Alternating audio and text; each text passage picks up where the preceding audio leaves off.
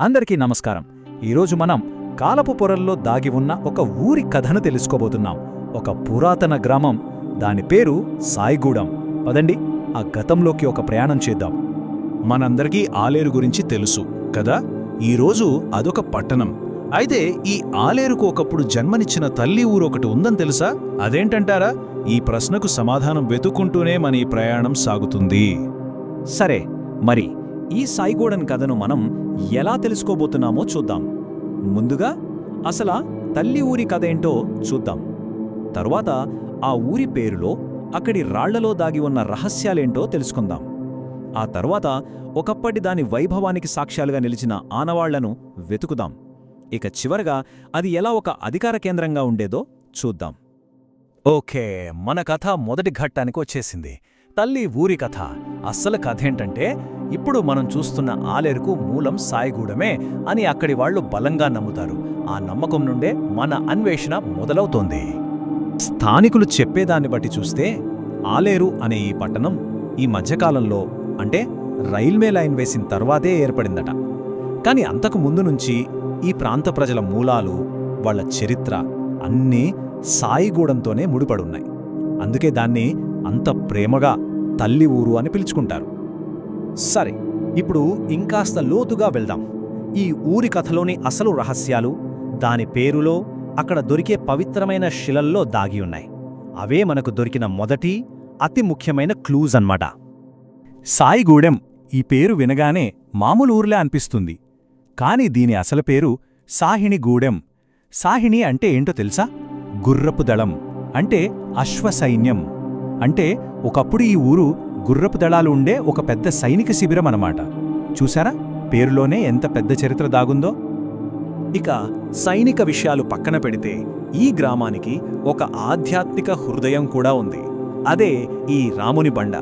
ఇదొక పెద్ద విశాలమైన బండరాయి. ఎన్నో ఏళ్లుగా, తరతరాలుగా ఇక్కడ పూజలు జరుగుతూనే ఉన్నాయి. ఈ రాముని బండను ఒక చారిత్రక నిధి అని చెప్పొచ్చు. ఎందుకంటే ఇక్కడ ఎన్నో విశేషాలున్నాయి. చూడండి, ఒక పురాతన రామాలయం, దాని పక్కనే ఒక శివాలయం, వాటి ముందు ఒక పెద్ద నీటి గుండం, ఆ గుండంలో ఒక శివలింగం కదులుతూ ఉంటుందట. అంతేనా, బండ మీద చేప ఆకారంలో చెక్కిన బొమ్మలు, ఇంకా కాలంతో పాటు నెమ్మదిగా మసకబారిపోతున్న పాత తెలుగు అక్షరాలు. ఒక్కోటి ఒక్కో కథ చెప్తున్నట్టు అనిపిస్తోంది కదా. సరే, ఇప్పుడు ఇంకో ఆసక్తికరమైన విషయానికి వద్దాం. అక్కడికి దగ్గరలోనే ఉన్న బీరప్ప గుడిలో కొన్ని శివలింగాలున్నాయి. వాటికి పూజలు కూడా చేస్తుంటారు. కానీ వాటిని సరిగ్గా గమనిస్తే ఒక సందేహం వస్తుంది. అవి నిజంగా శివలింగాలేనా? ఇక్కడే అసలు ట్విస్ట్ ఉంది. పరిశోధకులు చెప్పిన నిజం వింటే ఆశ్చర్యపోతారు. అక్కడ పూజలందుకుంటున్న వాటిలో కొన్ని అసలు శివలింగాలే కాదట. మరి ఏంటవి? అవి వేల ఏళ్ల నాటివి. సరిగ్గా చెప్పాలంటే నవీన శిలాయుగం నాటి మనుషులు వాడిన రాతి పనిముట్లు, అంటే చేతిగొడ్డళ్ళు లాంటివన్నమాట. ఆలోచించండి, చరిత్ర ఎక్కడ మొదలై ఎక్కడికి దారితీసిందో. ఓకే, చరిత్రలో ఇంత వెనక్కి వెళ్ళాం కదా. ఇప్పుడు మళ్ళీ ఆ ఊరి వైభవం గురించి మాట్లాడుకుందాం.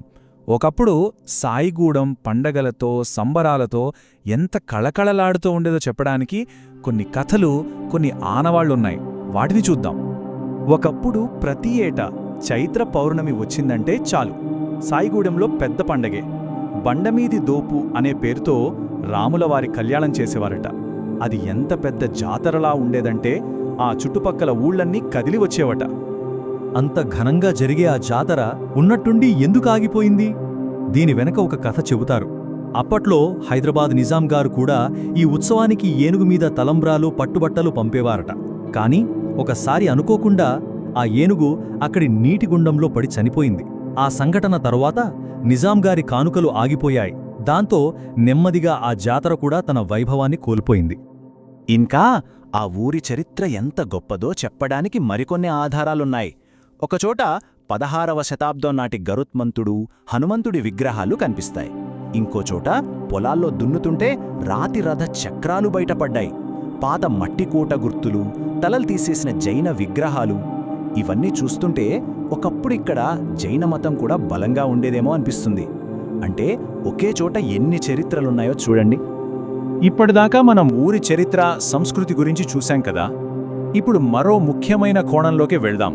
అదేంటంటే, ఒకప్పుడు సాయిగూడెం ఈ ప్రాంతానికే ఒక పవర్ సెంటర్ అంటే అధికార కేంద్రంగా ఉండేది.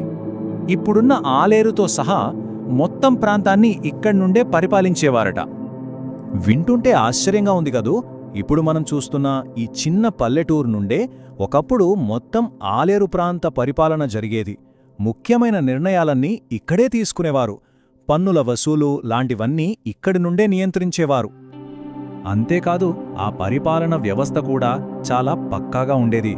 ఒక్కో బాధ్యతను ఒక్కో కుటుంబం వంశపారంపర్యంగా చూసుకునేది.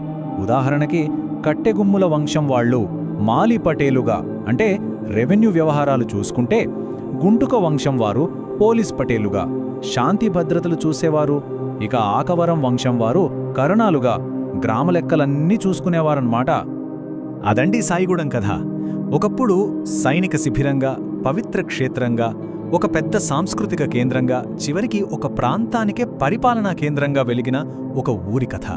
ఇప్పుడు ఆలోచించండి, ఇలా కాలగర్భంలో కలిసిపోతున్న సాయిగూడెం లాంటి చారిత్రక నిధులను, మన మూలాలను మనకు గుర్తుచేసే ఇలాంటి గ్రామాలను మనం భవిష్యత్ తరాలకు ఎలా అందించగలం?